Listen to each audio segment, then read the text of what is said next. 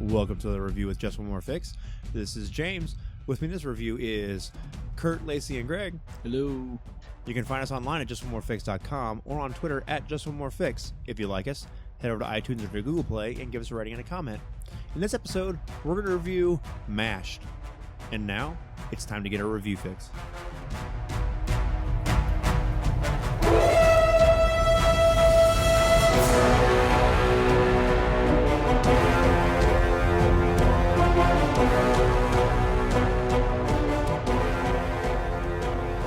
Welcome to the review with Just One More Fix. So as you heard, we are going to review MASH'd today. So that's MASH'd, M-A-S-H-E-D. It is from Brabblemark Press and was designed by Mark Plemons. So MASH'd is a powered by the apocalypse game where you play people that work in a MASH unit in the Korean War. So if you haven't seen the show MASH, it's that 1980s, basically it's a sitcom, a dark sitcom, Yeah. or the 1970s, 60s, 70s movie. Yeah. Yeah. So, but the game isn't exactly like the sitcom. It's based on the same things that the show is based on, if that makes sense. It takes place during the Korean War, which is kind of a funny time period for a lot of people because you don't learn a lot about the Korean War in most history classes and social studies, which is really a shame because obviously it's really important now. But it's a really kind of forgotten era of history. It's not as fancy and highlighted as World War I or World War II, and it's not in the modern memory like how Vietnam really exploded and was part of a social movement. So it's kind of in this in-between where it gets forgotten a lot of times. Mm-hmm. And it's, well, I don't know what to say other than you're just basically people that work at a MASH stands for Mobile Army Surgical Hospital. And, well, I guess that's what MASH stands for. So that's what the actual unit is. You're a MASH unit and you play either soldiers, nurses, doctors, surgeons, or, various personnel that work in the MASH unit.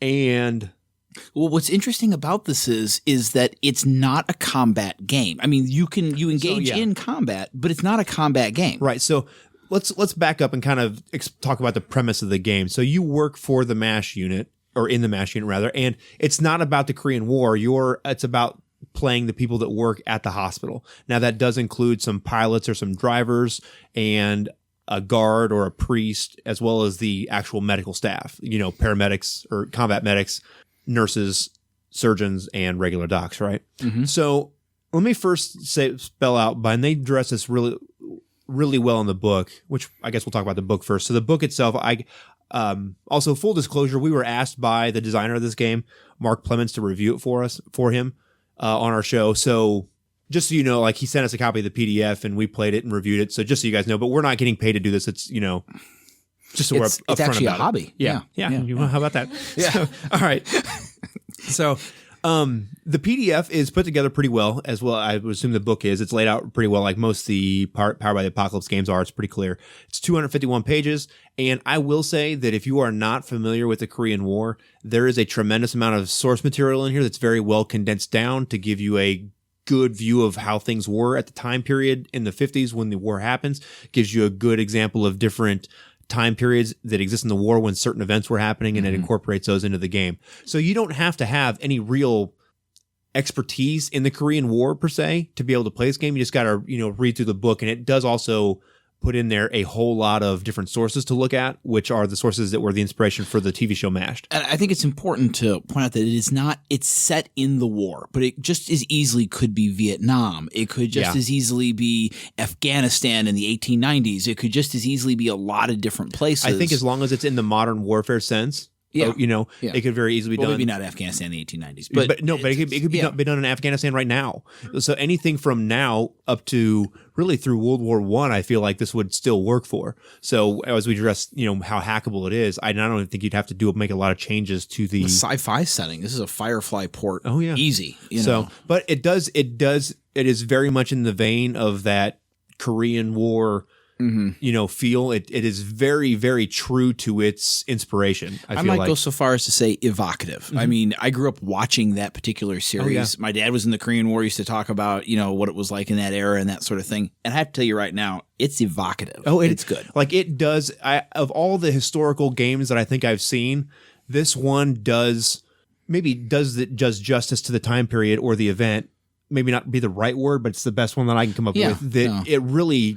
Well, it's not glib. No, it's that's something else we should mention is that there's some darkness to this game because part of it is the stress of being in a MASH unit and dealing with soldiers that are torn apart essentially, and the surgery mechanic is part of it. We'll talk about here in a bit, and that's a big part of the game. That really is one of the focuses of patching up soldiers and the drama that happens inside the MASH unit.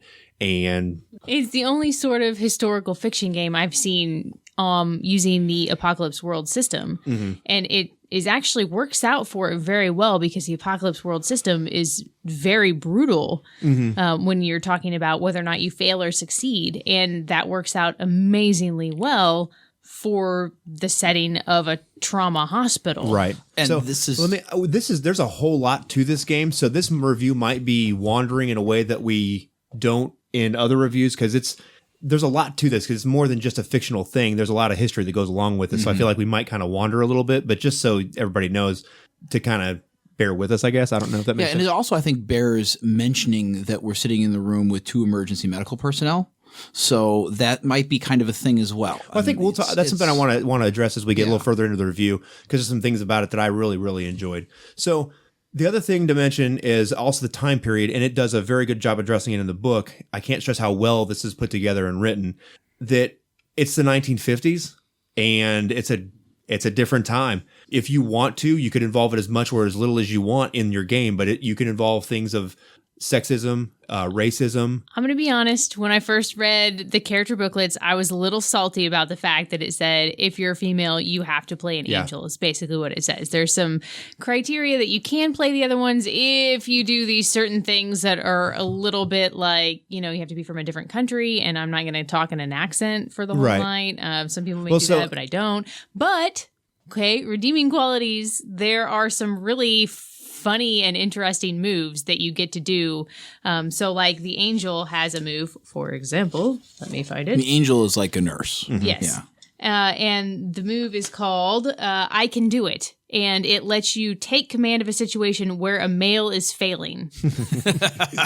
Which never happens, right? What are you talking about? So, I don't know. It makes up for it in certain aspects where it's like, okay, we realize this is a little bit ridiculous, so this is how we're gonna. Well, the other thing is though, is I feel like it does it a really good job organically because there's still a certain amount of hierarchy that exists in the medical field between what level provider you are, right? And it's a very real thing. And there are times where people make mistakes and goof up, and I felt like it did it in a very organic way. Like you just step up and you're like, get out of the way, let me take care of business, And I thought it was a very cool way to handle it. Do you know what I mean? Make it interesting and compelling. The fact that this is set at a military hospital actually makes it more hackable for modern day because the level of sexism that is still inherent in the military is not the same of the level of sexism that is inherent in general society in most places. Right. It's fair enough. The other thing is I mentioned the sexism. There's obviously racism exists much more, in the 50s as well. Also in the military, the way, things operated. So there's a lot of mature themes that could exist in this game. And I think you just got to go at it knowing it and being respectful to it, and also being clear with the people at the table to manage expectations about there are some very dark and nasty themes that exist inside this because first off, war is pretty bleak and pretty terrible, and you're dealing with the worst side of it, which is putting people back together again. Yeah, that's the thing I think I want to stress here is that in a lot of RPGs, it's taking things apart, right? Your entire function behind this is to put people back together. Yeah. And it's a race against time as you're doing it. And just to give you an idea, there's some terms they use in the game that are actually historical terms as well. Meatball surgery is the big one. And the job of the MASH unit is not to put people back together to make them whole. It's to put them together well enough so that they can survive the transport to the real hospital. Because what you're dealing with isn't an actual traditional hospital in a sense. It's a place where emergency trauma surgery is done to make people whole enough to get them out of real harm's way. Does that make sense? Yeah, to stabilize and make them ambulatory, right? I mean, not necessarily ambulatory, but not ambulatory. Well, that's the idea behind triage. Yeah. If you can get back onto the battlefield to send you back out, and if not, well, you have to expedite things. Right. I feel like there's some very serious issues and topics in this game, and I feel like it does a very good job of addressing them and dealing with them in a I don't know if impressive. I don't know what the right word is. Mature way. Yeah. Okay, this isn't something that you hand out to new players. I'm gonna be honest about this.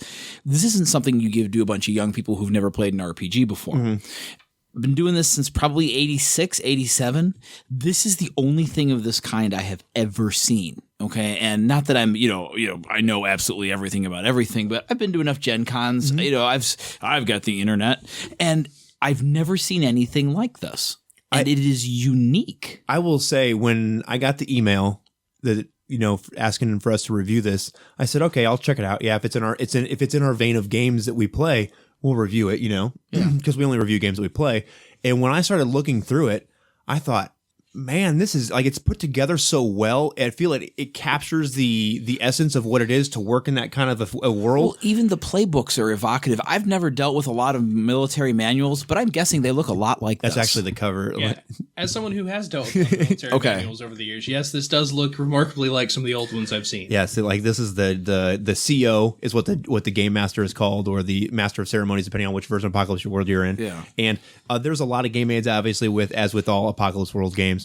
And they're all very well put together. So I don't want to dwell too much on them. I mean, I feel like we've done justice and said that it's a mature game for mature gamers. It's not a first-time game, very clearly. It deals with some pretty rough themes, and you probably should make sure it's okay with your table to play, but it does so in a very powerful way, and in a respectful way, and in a way that makes it interesting and cool to play. Because when I first got this and started looking through, I was like, wow, I don't know if you can do this. And then as I read through the book, I was like, this is just amazing and could be like an amazing gaming experience. Do you know what I'm saying? Yeah, I mean, we went through one game that lasted, 4 hours? Give or take. Is that how we did it?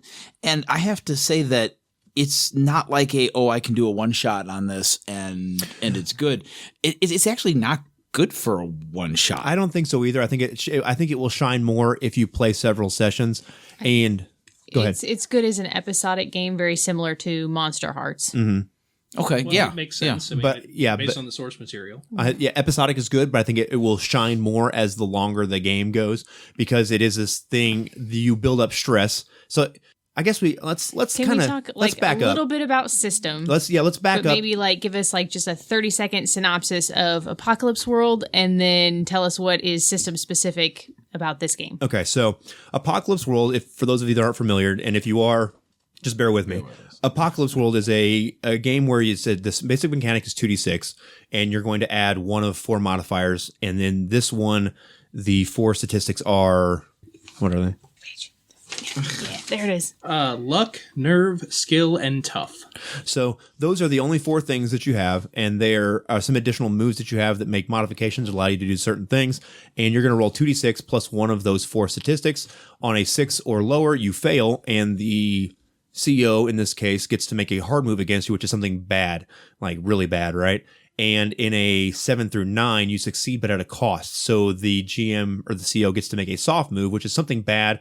Maybe you get what you want, but it's at a cost. Maybe you get what you want, but it's complicated, right? And then a 10 plus, you succeed right out. You just get what you want, essentially. And with other Apocalypse World systems as well, you're playing the basic stereotypes of the world. Right. So everyone is picking which general position they want to have. And you have basically a pre-made character sheet that you get to customize to a certain degree. You make certain choices for what moves you want to have and that kind of thing. And then everyone is tied to someone else at the gaming table, so you build with a history, positive or negative. Right. So the playbooks, as they call them, or roles essentially, that exist in there are Grunt, which is a soldier, an enlisted infantryman that's assigned to the MASH unit. A corpsman, which is in the Navy. These are Navy hospitals, so it's a medic. Actually, this is a hospital. I realize that, but they have corpsman written down. I'm not sure if that's I don't remember for Korea. So I wasn't sure, but I assumed it probably was, because this is so well put together in research. I assumed it was probably correct. Then there's Cutter, which is a surgeon. Doc, which is a doctor. Just an MD, yeah. And Angel, which is a nurse. And then there's a Padre, which is a priest. There's also a pilot, yes? And a pilot. And they can be either a helicopter pilot, or you can be like one of the guys that drives the Jeep, sort of like an ambulance. I'm not saying it. An ambulance driver? Yeah, that's okay. That's a whole nother discussion we can get into sometime at a time. But okay, I have skills and I'm a paramedic. I'm not an ambulance driver. Ambulance drivers just drive the ambulance. There's not fire truck drivers and police car drivers. I'm a paramedic. But there are race car drivers. That's just true, but they just turn left. So anyway, it's a whole other digression. Anyway, so okay, I wasn't sure about that. I'm just like it's a thing. Okay, from inside the industry. People call you an ambulance driver because that used to be a thing, but it's not anymore. Yeah, back in the day before there was such when they drove hearses. Yeah. And meat wagons. So, okay. Anyway, neither here nor there. So those are the 7 roles that exist in the game. And the Padre is the priest, and he's there to sort of reduce stress on the staff that are in the game. And the corpsman is a medic. The nurses are there. I feel like this game shines really well. I feel like 3 is tough. We did it with 3, and I think we did all right. But I think 4 is probably the magic number. Would you guys agree with that? 4 or 5. I'm not sure at what point it becomes too big because we didn't have a chance. But like, can we have multiple cutters? Can we have multiple dogs? No, and that's the way Apocalypse World is designed, so that you are the only cutter, and like you have your special thing, and no one else can touch your special thing. That's the only one. Yeah, exactly. Okay, it's a design feature of Apocalypse World, and I think it's really cool because it means that you're special in a way that nobody else is special. Yeah, I'm just curious how some of these, like the grunt would work, because the grunt is, in essence, as a soldier, is about taking things apart, right? Well, we're about putting things together. This is the other thing is there's all this other stuff that can happen during surgery. So like let's come to surgery in a minute, okay? Because I think we're going to get a little all over the place. But we're still talking about system right yes. now. Yeah, that's why I wanted to kind of back up. So stay on target. Well, the roles are important because in Apocalypse World, the role is incorporated into the system because it's almost a pre-gen character. Right. So one of the main features of the game is not even main features. I guess one of the main focus of the game is the drama that happens between the people that work in the MASH unit in a high stress environment, away from home, isolation, all this kind of stuff in a foreign land and all this. And that's the drama that happens. So in the terms of Apocalypse World, how you build your threats, all that works very similar if you're familiar with that. And there's the same ones of the USO comes to the base. There's a celebrity appearance, which we had in our game, and all the complications that brings. And there's at any point, one of the hard moves is that you can just drop casualties on the MASH hospital. And that's a big thing we'll talk about with casualties and surgery, because that's a big feature of this game. It's what really I feel like makes it shine in what it is. There's a lot of sex that happens inside these MASH units because it's high stress. You deal with death on a daily basis. You put people, men and women, you put people together, really. And guess what? It just also happens. Yeah, exactly. We've been doing it a long time. So it didn't get to be billions of us. And if there's one thing you can't argue with, it we're not good at. It was a recurring theme in all medical shows, too. I mean, when you look at your ER, your Grey's Anatomy, even Scrubs, it was a comedy show. Yeah. I mean... Well, it is part of it. You spend a lot of time together in a high-stress place in the medical field. It's just what it is. There's also having to bug out because the bases are bombed, the hospital is bombed and having to leave. In our episode, I had you guys go to the front where the actual fighting was because their medics and stuff were short staffed. They took a big artillery hit and you guys had to go actually to the front line. So there's a bunch of doctors and surgeons and nurses in a crater from an artillery shell trying to render care to these casualties under fire, and nobody there is capable of punching their way out of a wet paper bag. I was like Rambo. I don't know what you're talking about. Well, this is true. That was so. But I just can't. It's interesting because combat is not the focus of this game, although but it can happen. Still very lethal. Yes, and fundamentally for a lot of these guys, you're playing people that aren't designed to be out there in the fray. Slinging lead. Now, in the case of the pilot and the corpsman, like you mentioned, or the Padre, one of the things it talks about in the book is using them during surgery because things are complicated. You need more supplies. Now, he's got to go run around the base and try and find supplies to scrounge, which might be affecting how well you do in surgery because you don't have the supplies you need. So there's a lot of other aspects to incorporate into it. So just because you're not playing a medical person in the game doesn't mean you can't be involved in that. The other thing is because that's the main focus of the combat here, if I can use that term. The conflict. Yes, needs that's to be a better resolved. example. That's a better, So let's talk about the surgery. So we're just going to talk about the game aid of the actual surgery. So each casualty that comes in is a anatomical map. Like do you think we could put an image of that up? Do you think he would mind? I mean, I can ask. I think they're on RPG. Yeah. They're on Drive-Thru RPG to look at. But it's if you've seen, they're actually the same as you have on a trauma chart. Is you have this silhouette of a guy with a bunch of now there's shot clocks on like them. Basically a hollow mannequin picture. Yeah, and there's a bunch of shot clocks all over them. Now there's a shot clock for the patient. There's a shot clock for the head, torso, and abdomen, and then there's a bunch of ones for all the limbs, upper arm, lower arm. So there's several shot clocks. So and for those of you that aren't familiar with the medical profession, there's a very simple saying that goes life over limb. Yeah. So the 3 core shot clocks are more important because your heart is more important than your arm. Yeah, exactly. You can survive with without an arm. You can't survive without a heart. And the most important shot clock is the patient shot clock. And there are 3 different versions of it for how fast you want the shot clock to go. Whether it's a 4-segment shot clock, a 6, or an 8. So you can have really critical patients that are at 4. Now, one of the interesting things about this game is triage works differently in the Korean War than it does now. So American soldiers are first, followed by UN, is that what it was? Probably allies. Ally forces, yeah, UN as well, forces. followed by the South Korean army, then civilians, then enemy combatants.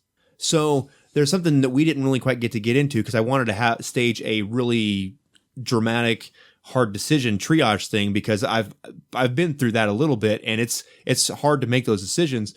But do you treat this guy who's still a human being, who is an enemy soldier, but should be further back in line for guys that probably have maybe minor or superficial wounds? Yeah, I mean, and now in Korea, for those people who don't know, it was one of the last stand-up wars. I mean, the North Koreans are wearing North Korean uniforms. Yeah, for the most part. I mean, it's not like fighting a counterinsurgency deal. It's an old-fashioned stand-up war. Right. So I thought it would be interesting to play on some of that moral drama that exists there for how do you make this choice? Because if you make the choice to stay in line with the protocols of your triage process, that creates stress because now you have these people outside dying because you chose to treat lesser wounded people because they're American soldiers over these other people. I mean, you can break it down even further too, where if you're higher rank, you would get treated first. Yeah. So, but now maybe my friend is a private, but there's the sergeant that's here, and so what do you do? I'll deliver a spoiler alert because I'm not sure if we're going to get a chance to get back into this in the near future.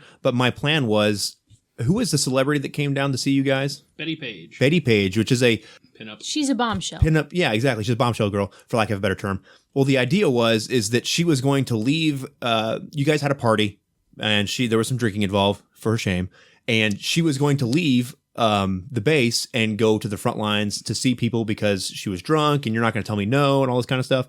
And then she was going to get injured in an attack, and then you would there was going to be a scene where you're all in the OR waiting to operate, and there are soldiers there that need to be operated that are critical patients. There are Americans, but your CO is going to come in with Betty Page, who she cannot die here. Do you know how much bad publicity this is going to be if a USO to her, and all the drama that would ensue, and what choice would you make and who would you treat? Would you know what I mean? And I thought that would be oh yeah.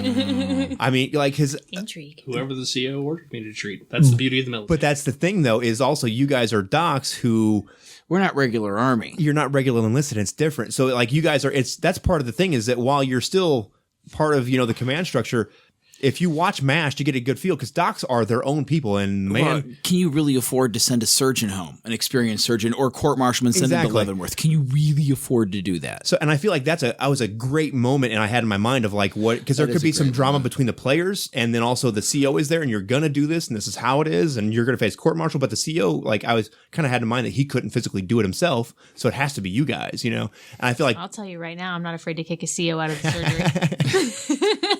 So, but that's just a perfect example of like the drama that can happen in the OR there. Do you feel like that? Yeah, no, that would have been, and like I said, it sounds like we're really playing it down. Oh, it's dark. It is in a sense, but in another sense, it is extraordinary because. But in that darkness, like in those really dark moments, you can really shine through. Yeah, we saved one of those shot up guys you sent. I felt like giving a high five across the table. I'm like, yeah, he's going to keep his arm, and that's sort of, it was just. Yeah.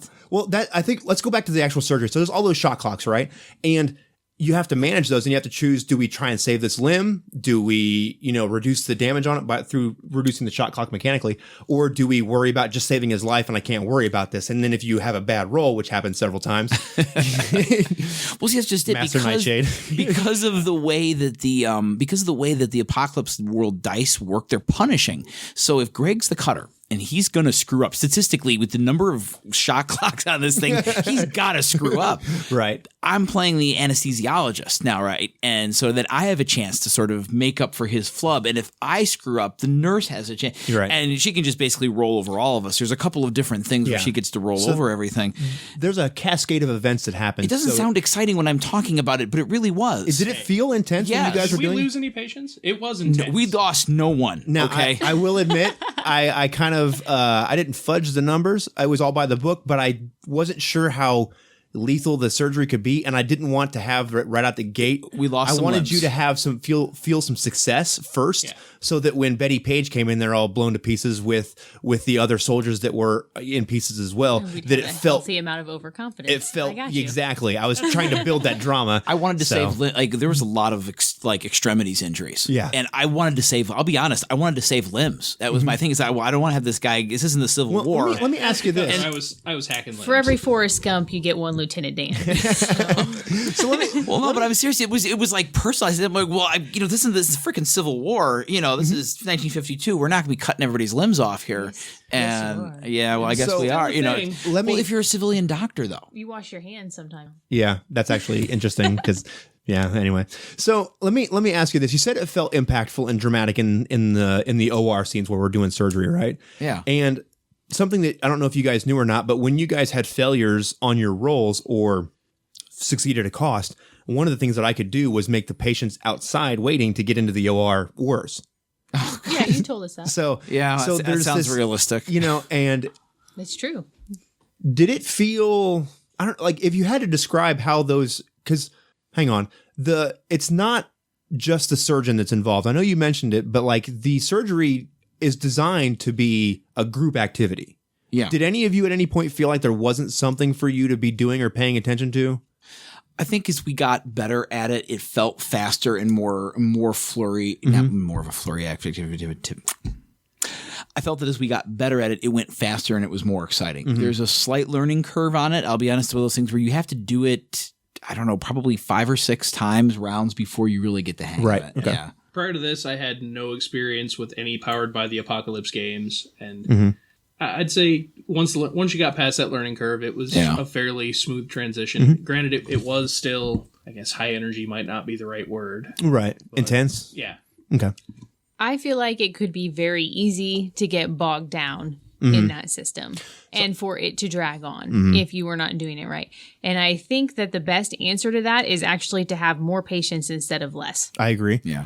I agree. I think at one point. Should I explain that? I don't know. Yes, It probably doesn't make any go sense ahead to and people explain that are it, listening. please. Yeah. But like you said, when you fail on the current patient, you can make other patients waiting more urgent. And I think that if the action is moving too slowly and there isn't an urgency among the players, then when you start to add more patients to pile on and then you're getting through them and then you actually see patients dying before you get to them, I think you're going to start moving more quickly and things are going to start picking up. Yeah. That's what this game needs. Okay. And that's what I like that's more. laminated casualty cards That's or what, something. and we had that's what we laminated them. I had the casualty sheets and laminated. Yeah. And there are some extra game aids on Drive-Thru RPG that are cards that you can just flip over, and this is the injuries on this patient, and you can totally do them randomly or however you want to do. So there are some extra game aids that are really a little cool. bit caught up in your usual system of kind of like describing what's happening and doing this and waiting and then reacting. And this is almost more chop shop style. Yeah. Right? Like, okay, this is what I'm doing. I roll to see if that, and okay, that didn't work. And okay, well, we're just going to take the arm now. And then we've got to move on. Well, to there the was a next couple thing. points where it was like you were trying to save an arm and it just wasn't working out, and it was like, it's just got to go. Right. We've just So got to if you move had on. 4 patients waiting, it would be more like,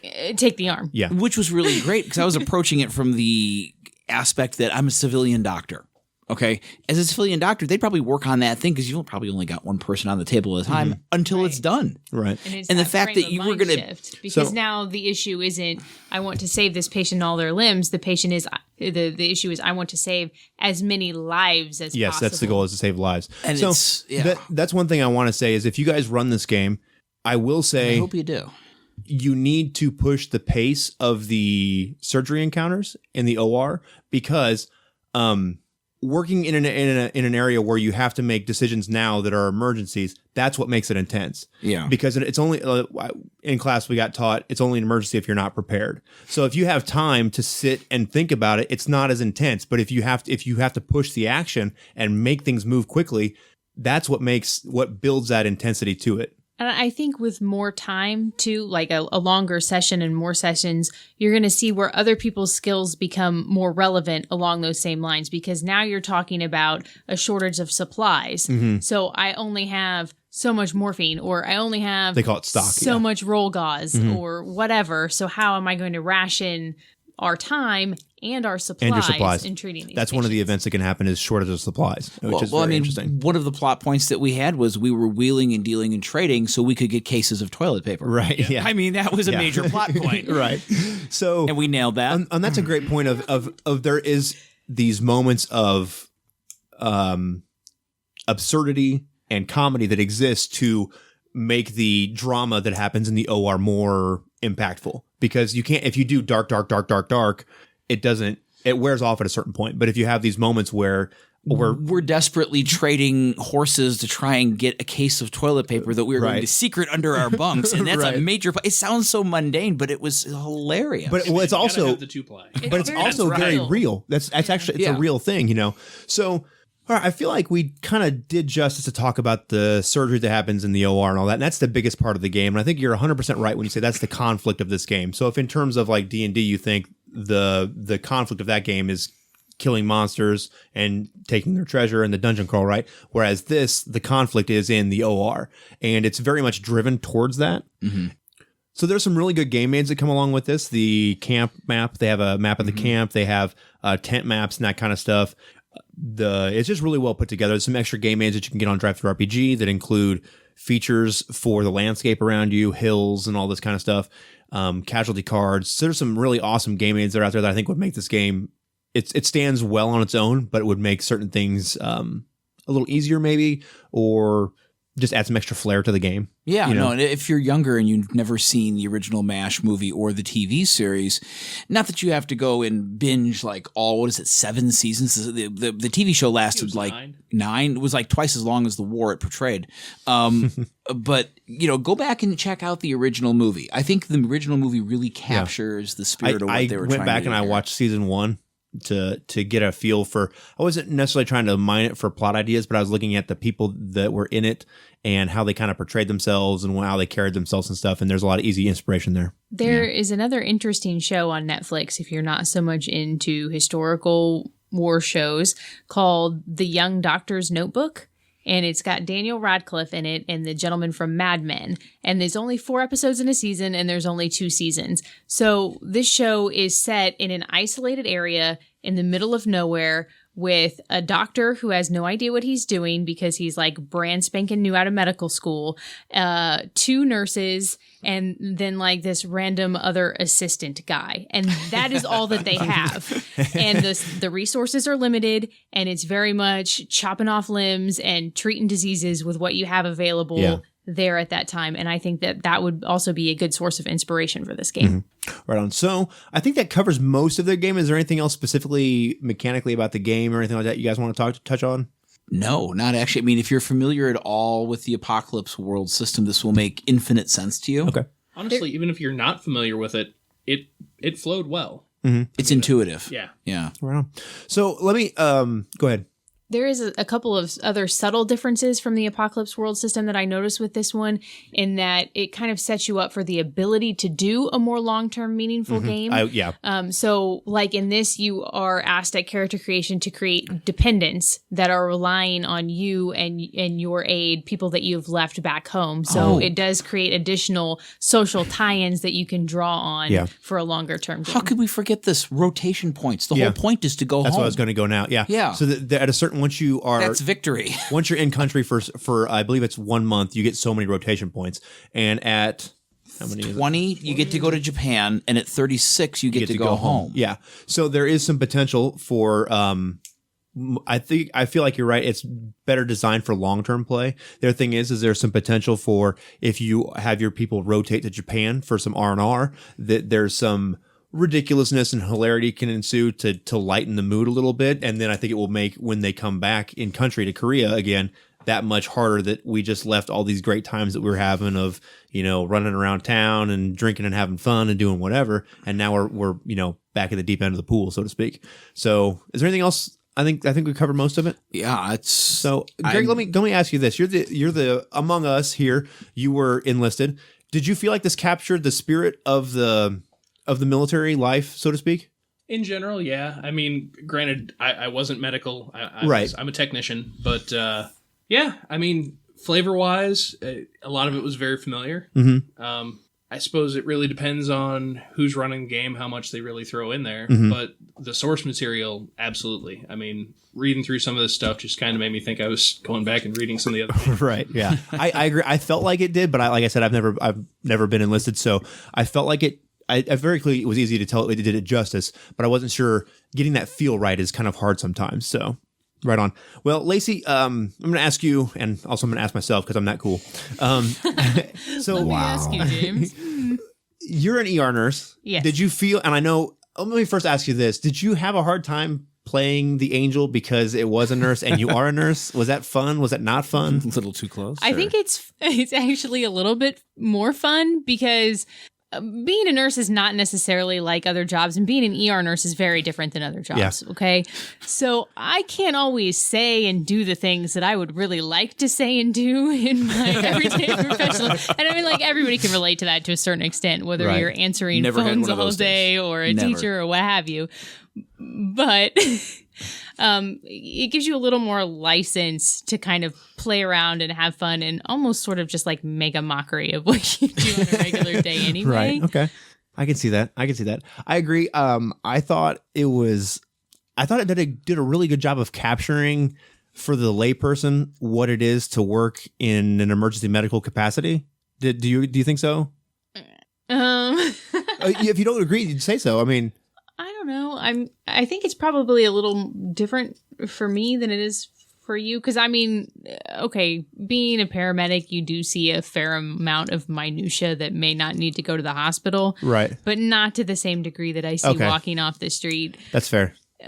Working in the ER is a little bit like this thrown together with the walk-in clinic, and you just sort of never know which mixed bag of dice Okay. you're going to get. Okay. Could be a bad head cold. Could be an arm falling off. Right. Which might be appropriate for this setting too. I mean, I imagine yeah. you get a fair amount of, hey, I don't know what this rash is, and then also my leg's no longer attached. It addresses that in there. That's actually one of the potential threats is like a medical outbreak of some kind, disease or whatever. So Gonorrhea. yeah, Cholera. Or cholera. Or We were dysentery. thinking about cholera and dysentery too. So Me too. at least from the paramedic side of Scabies. things and the EMS side of things, I felt like it did a pretty good job of capturing it and bring like that intensity and that time critical stuff. Because that's really what I wanted to bring to it, was like how you have to make a decision that matters, not in 5 minutes, not in 30 seconds, right now. Yeah, but it's abstracted enough, I think, to the point where you don't have to know what a X, Y, and Z is in order to do it. That's So I think true. that's important to But throw I felt out there, like too. I felt like the intensity of it is really what I was trying to go Oh, for. okay. But That's I would encourage you to use random anatomical terms for no reason. absolutely just get on Esophageal Varices, which is a real hermutation thing. of the rotation needs to be. Yes, So I exactly. guess Yeah. we should just bust out what was the organ attack game and There you go. That's a good Right on. tie-in. You've got a herniated brain. You know. So we've been going on about this game for quite a while now, and I know everybody already assumes that we really like this game, but what do you guys think that this game does well? As we'll kind of bring this thing to a close. I think this game brings conflict away from blowing things up and makes it human in the fact that the job of this game is to put things together to keep your character's sanity together and be able to go home. I mean, I have never seen an RPG where the goal of the game was to go home. Right. And so instead of experience points racking up so you can level up and destroy cities, you've got casualties stacking up in the next room. You really don't want to cut this guy's foot off, but your surgeon's telling you, no, we need to move right now. Well, you mentioned keeping your And sanity it's just- together, and stress is something we didn't talk about too much, but it is the hit points of this game essentially, because you can take harm, but that's not the focus of the game. Yeah, that's not the focus. It's the stress. Mental stress of being in country. I think what it does well is it shifts the conflict away from the traditional blow stuff up and take the treasure. And it does it in such a way that you almost find it disconcerting because you're thinking to yourself, well, why hasn't someone done this before? I'll totally think that, yeah. And go ahead, chime in. I think this game does a phenomenal job of giving voice to another aspect of heroism that we don't really recognize in a lot of RPGs, which is sort of what you said, but just a different way of saying it, I suppose. It's a little bit more eloquent. Yeah, I'll give you that much. You're taking the emphasis off of physical abilities necessarily, and you're giving some props to the mental people of the world that are, doing other things besides blood. Fair enough. Yeah, and that's it's powerful stuff. It's good. But I mean, not like, oh God, I was destroyed afterwards. No, I was energized by it. I'm like, is there like a military bound version I can buy online? That sort of, yeah. I'd say the immersion was probably one of the stronger points for me. Just between the source material that came with the game and the character sheets and the way that the surgeries run and everything, keeping pace, it really kind of sucked you in. Yeah. Gave the feeling of being in the OR. And right. I mean, granted, I can remember growing up watching MASH when I was a kid, and there were definitely, in my head, I could see, it's not like I was operating with Hawkeye. Right. Guys, but it was pretty much the same thing. Yeah. Well, it's easy for the immersion part of it. I guess I never thought of it, but you're sitting around a table as you do this meatball surgery. Yeah, exactly. That's really cool. I don't know. You also incorporate an operation game. See, now what I envisioned was 11 by 17 sheets of these particular things, and just stacking them up. And just sheets, and I was thinking pristine white sheets. No, 11 by 17. I work in a school. 11 by 17 sheets means something completely different than for you. And just stacking up these casualties. I thought it would be cool to do them on a clipboard, like you have a chart that hangs on the wall. Okay. Would be cool to stack them up that way. I think that's more. I mean, it would be cool for anybody, but I think if you have people that work in the medical field, there are some small things that you can do that would like really be like, oh, this is. I was hoping you weren't going to kill the lights, because a regular thing that happened in MASH was the bomb would hit, and the lights would go out, and we'd all have to find something to see so we could operate. Oh, that would be epic. No, to be like the bomb drops. If you had like one casualty sheet that they're working on, and you had one that was like much worse, right? The lights go out. You shut the lights off, and you switch the sheets, and the lights go back on. It's like, I didn't want to give you the idea. It was so he was fine a second ago. I didn't want to give you the idea. I'll be honest. That was amazing. Yeah. Oh, that would be great. So as far as what I think the game does well, I think it does. It does a great service to the source material. Yeah. It's intense. It treats the subjects with respect, but still able to have fun and be impactful. I just think everything that this game does, like, it does really good. It's practically educational. I don't want to say that to put anybody off, but it's practically educational. Like, I know we rave about a lot of games, but when I first saw this and started reading through it, I haven't been so inspired, and like, this is really cool at a game not a long time, but in a different way. Do you know what I mean? And this, it speaks to me in a different way because it's part of, a piece of this is what I do. And it's just very cool. It's just great. And I agree with you 100%. I'm surprised that something like this hasn't come along sooner. Yeah. And just speaking as someone who is neither in the military nor I work in a school or works from it, it's easy to pick up on. Oh, yeah. It's, you don't, like I said, you don't have to know what a bilateral fracture of the hematoma right. thoracic something is. So you don't need, It's easily accessible. Yes. If that makes sense. Okay. Yeah. Right on. I just wanted to say bilateral hematoma. Is there anything that you guys think that this game doesn't do well? Or who it's combat. Who is this game not for? If you're looking out for a high adventure, swing from the rafters type game, this is not for Definitely you. Not it. Yeah. 100%. This is 100% the opposite direction, probably. Yeah. This is not 7C. You will be disappointed. Go buy 7C if that's what you want. Right. I'm normally more of a fan of the number crunching kind of games. That's kind of, we've had that discussion several times. Right.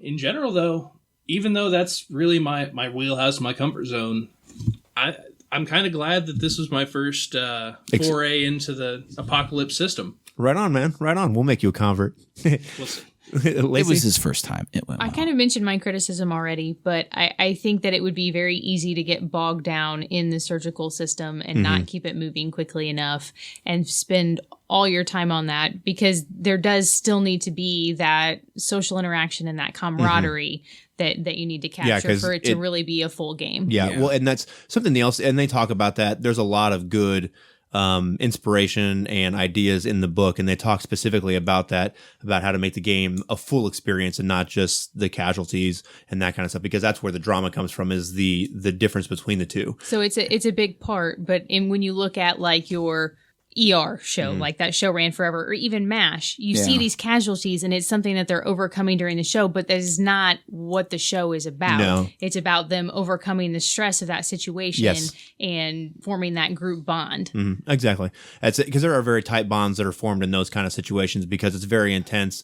There's not a lot of people that are in doing that kind of stuff, so it creates this closeness and this tightness, especially if you're in a foreign land and dodging artillery shells and bullets quite literally. So as far as what I think I don't know that there's a whole lot that like, if you're looking for crunch, this probably isn't for you. If you're looking to stab the bags of experience to get the treasure, definitely not for you. But I would also say, to reiterate, I think this is not a good game to introduce people to RPGs with. Oh, no. I think Apocalypse World is fine for that, but this is not the version of Apocalypse World you want to use. I also think this is not a game for kids. No. And I do think that also it bears mentioning that this is a game that you need to make sure that you've addressed with your players and you've set expectations so that they know what you could be encountering in this game, because there's all kinds of just terrible things that happen in war, obviously, and you're dealing with this in a direct way that you don't normally do. Because like, if you play a Warhammer 40K game, you're dealing with war all over the place, you're blowing all kinds of stuff up. But it's not the same. It's not personal. Exactly. Oh, you threw a patient suicide at me, and I personally was crushed. Oh yeah, there was that. Yeah, I was crushed about that. That's how dark it could be. My gosh, that was terrible. Yeah. I mean, terrible in the sense it was a realistic outcome for the sort of hard scenario that you had presented, but it was personally, I don't want to say I was mad at you, but I was genuinely kind of a little upset about that. I did. Well, just a little gaming story. So there was a patient they worked on, very banged up. They saved him. And later on, he ended up committing suicide, and they found the body, essentially. And that's some of the big, I guess, dramatic and impactful scenes that you can have. And I guess that's just to talk about the seriousness of the nature of it, I guess. I don't want it to come across that I'm being glib about it or anything like that. But as a storytelling medium, and that's probably the best way I would think about this, because game almost sounds too light in some ways. Yeah. It does a really nice job. I agree. I could go on and on about this game. Yeah. It's probably the longest review that we've done. Yeah. So great game, really well put together. Does a great service to the people that were active in the Korean War and all that kind of stuff, and all the sacrifices that were made there. So really, really impressed with it. Really like this game. You guys... thumbs up. You need to go. I hope I haven't bought it yet because I thought this was a pre-release. I'm going to go get it. If it's available in hard copy, I'll put down the money because it's worth it. Right on. I could agree with that sentiment. I wouldn't make this my go-to game, but I did have a good time playing it. I think it's a really interesting thing, and you can have some really cool, intense role-playing experience with it. I think I agree very much. So right on. So MASH from Bravo Mark Press. Check it out.